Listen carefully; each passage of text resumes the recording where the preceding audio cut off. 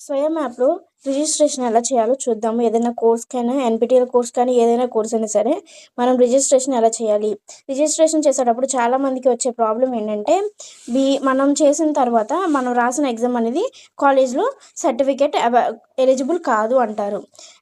మనం బయట రెజ్యూమ్‌లో యాడ్ చేసుకోవచ్చు కానీ, కాలేజ్ వాళ్ళు తీసుకోరు. మనం ఏ కాలేజ్ తరపున రాస్తున్నా, మన కాలేజ్ నేమ్ కింద స్వయం లోకల్ చాప్టర్ మనకుంటే, మన కాలేజ్ కింద అది రాలేదు అని చెప్తారు. లేదా కొంతమందికి క్రెడిట్ ట్రాన్స్‌ఫర్ ఉంటుంది. ఆ క్రెడిట్స్ అనేవి ట్రాన్స్‌ఫర్ అవ్వట్లేదు. మళ్ళీ ఇంకో సర్టిఫికేట్ చేయాలి అని చెప్తారు. సో, ఆ ప్రాబ్లమ్‌ని ఎలా ఓవర్‌కమ్ చేయాలో రిజిస్ట్రేషన్ టైంలో, అమౌంట్ కట్టేటప్పుడు రిజిస్ట్రేషన్ టైంలో ఎలా ఓవర్‌కమ్ చేయాలో ఇప్పుడు చెప్తాను. సో, ఫస్ట్ అయితే ఇప్పుడు మనం ఇక్కడ కోర్సెస్ ఉన్నాయి కదా! ఒక కోర్స్ సెలెక్ట్ చేసుకోండి. సో, ఇప్పుడు నేను ఈ కోర్స్‌నైతే రిజిస్ట్రేషన్ చేయాలి అనుకుంటున్నాను. సో, ఇక్కడ రిజిస్టర్ ఫర్ ఎగ్జామ్ నేను ఈ స్వయం యాప్‌లో చూపిస్తున్నాను. ఒకవేళ మీరు వెబ్‌సైట్‌లో చేసిన same process register for exam అని చెప్పేసే ఉంటుంది. సో, రిజిస్టర్ ఫామ్‌లోకెళ్తే మనకిక్కడ ఫస్ట్ లాగిన్ అవ్వాలి మన గూగుల్ అకౌంట్‌తో. ఎప్పుడు కూడా ఎన్రోల్ అవ్వడానికి మీరు ఏ అకౌంట్ అయితే వాడారో అదే గూగుల్ అకౌంట్‌ని సేమ్ గూగుల్ అకౌంట్‌తోనే రిజిస్ట్రేషన్ అవ్వాలి. ఎగ్జామ్ రాయడానికి కోర్స్ స్టార్ట్ చేసిన దగ్గర నుంచి, ఎన్రోల్‌మెంట్ దగ్గర నుంచి మళ్ళీ సర్టిఫికేట్ వచ్చే వరకు ఒక్కటే మెయిల్ ఐడీ వాడాలి. మీరు కావాలంటే దానికి సెపరేట్ మెయిల్ ఐడీ క్రియేట్ చేసుకోండి. కాలేజ్‌లో ఇచ్చిన మెయిల్ ఐడీతోనే చేయాలి అని రూల్ అయితే లేదు. కానీ మెయిల్ ఐడీ మాత్రం స్టార్టింగ్ నుంచి ఎండింగ్ వరకు, కోర్స్ స్టార్టింగ్ నుంచి సర్టిఫికేట్ వచ్చే వరకు ఒకటే మెయిల్ ఐడీ ఉండాలి.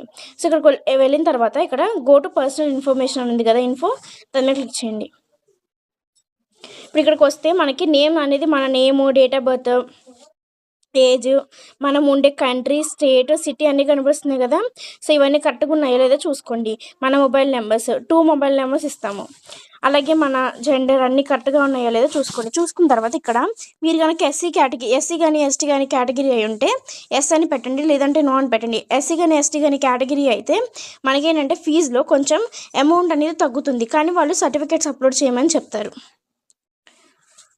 Are you a person with disabilities, మనకేమైనా డిజేబిలిటీస్ ఉన్న పర్సన్ అయితే అప్పుడు మీరు ఎస్ అని క్లిక్ చేయండి. లేదంటే నో అని క్లిక్ చేసుకోండి. వాట్ ఈజ్ యువర్ రోల్, మన రోల్ ఏంటి, మీరు ఫ్యాకల్టీయా, ఎంప్లాయా, అదర్సా, ఆ స్టూడెంటా? సో, స్టూడెంట్ కాబట్టి స్టూడెంట్ అని చెప్పేసి ఫిక్స్ చేసుకున్నారు. ఫ్యాకల్టీ అయితే faculty. Are writing the exam in అవుట్ సైడ్ ఇండియా, మనం ఇండియా బయట అయితే మనం ఎగ్జామ్ రాయట్లేదు, ఇండియాలోనే రాస్తున్నాం కాబట్టి నో అనే ఆప్షన్ క్లిక్ చేయండి. ఇక్కడ నో అనే ఆప్షన్ మాత్రమే క్లిక్ చేయాలి, ఎస్ క్లిక్ చేయకూడదు. అలాగే how did you know about these courses, ఈ కోర్సెస్ గురించి మీకు ఎలా తెలుసు అని అడిగినప్పుడు ఇక్కడ ఉన్న వాటిలో ఏదైనా మీరు పెట్టుకోవచ్చు, అది మీ ఇష్టం. ఎన్‌పీటీఎల్ లోకల్ చాప్టర్ ద్వారా అయినా, కాలేజ్ ద్వారా అయినా అది మీ ఇష్టం. ఫర్ సేఫ్ సైడ్ కాలేజ్కి సంబంధించి రాస్తున్నాం కాబట్టి కాలేజ్ అని పెట్టుకున్నాము. Are you okay if you share your details with potential employers అన్నప్పుడు మనం ఏంటంటే కాలేజ్ వాళ్ళతో కాదు కదా, వేరే ఎంప్లాయర్స్తో కదా అని అనుకొని నో పెడుతున్నారు. సో, అలా అయితే నో పెట్టద్దండి. ఎంప్లాయర్స్ దగ్గర నో ఎప్పుడైతే పెడతామో ఆ ఇన్ఫర్మేషన్ అనేది మన కాలేజ్కి చేరదు. సో, అక్కడ మాత్రం కంపల్సరీగా ఇస్తానే పెట్టండి. ఇదే మెయిన్ ఆప్షన్. మన సర్టిఫికేట్ రాకపోవడానికి ఒక్కటే కారణం, అదేంటంటే ఇక్కడ మనం నో పెట్టడమే. ఇక్కడ మనం ఎప్పుడైతే నో పెడతామో మనకి సర్టిఫికేట్ అనేది ట్రాన్స్ఫర్ అవ్వదు. సేమ్ అలాగే what is your motivation to do this course, ఈ మోటివేషన్స్లో చాలా ఆప్షన్స్ ఉంటాయి కదా, అది మీ ఇష్టం వచ్చిన ఆప్షన్ పెట్టుకోండి. అలాగే ఇక్కడ టిక్ మార్క్ పెట్టేసి సేవ్ అండ్ కంటిన్యూ ప్రెస్ చేయండి. ఇప్పుడు ఇక్కడ చూస్తే యువర్ కాలేజ్ కంట్రీ, మన కాలేజ్ కంట్రీ ఏంటి, ఇండియా. అలాగే స్టేట్ ఆంధ్రప్రదేశ్, మన కాలేజ్ ఉన్న సిటీ పెట్టుకోండి. అలాగే కాలేజ్ నేమ్.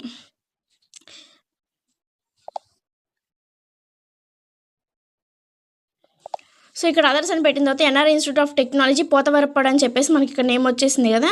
సో, ఇదైతే ఉంచుకోండి. అలాగే డిగ్రీ వచ్చేసేసరికి మనం బీటెక్ చేస్తున్నాము. ఇవి BTech computer science of engineering second year, మీరు ఇప్పుడు థర్డ్ ఇయర్కి వచ్చాము కదా, సెకండ్ ఇయర్ ఉంది.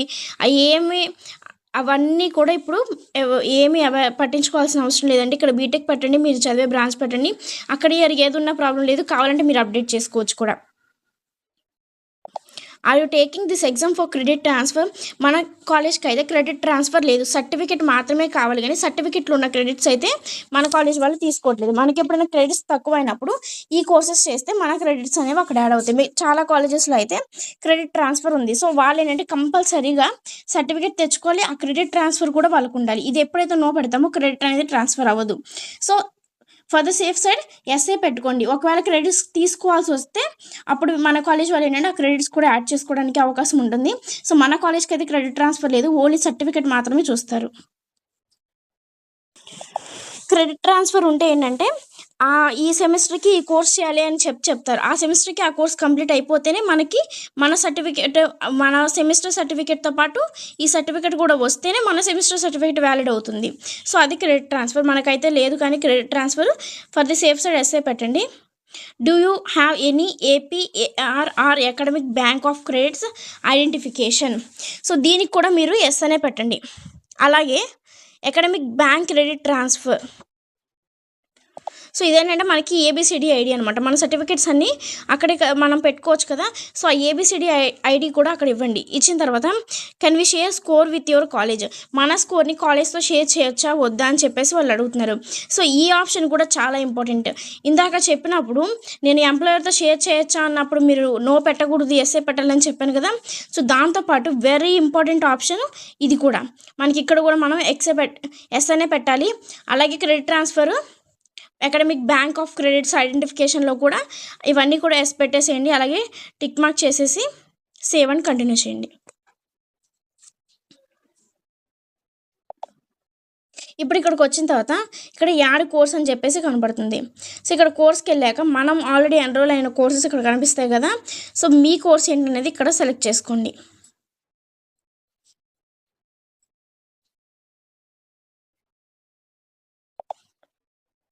సో సపోజ్ నేను ఇక్కడ ఒక కోర్స్ సెలెక్ట్ చేశాను.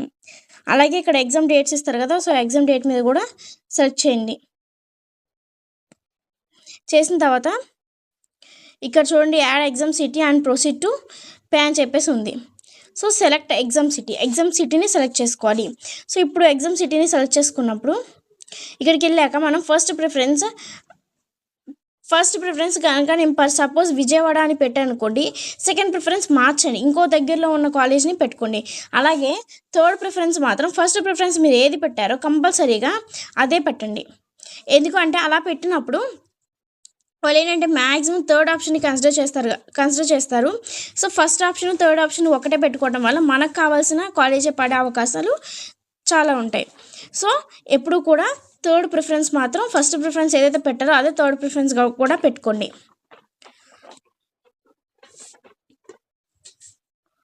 సో ఇక్కడ అన్ని డీటెయిల్స్ కరెక్ట్గా ఇచ్చేసిన తర్వాత మనం ఏ సిటీ అయితే ఫస్ట్ ప్రిఫరెన్స్ది పెట్టామో ఆ details, second preference, third preference అన్నీ 1-2 సార్లు ఇవ్వండి.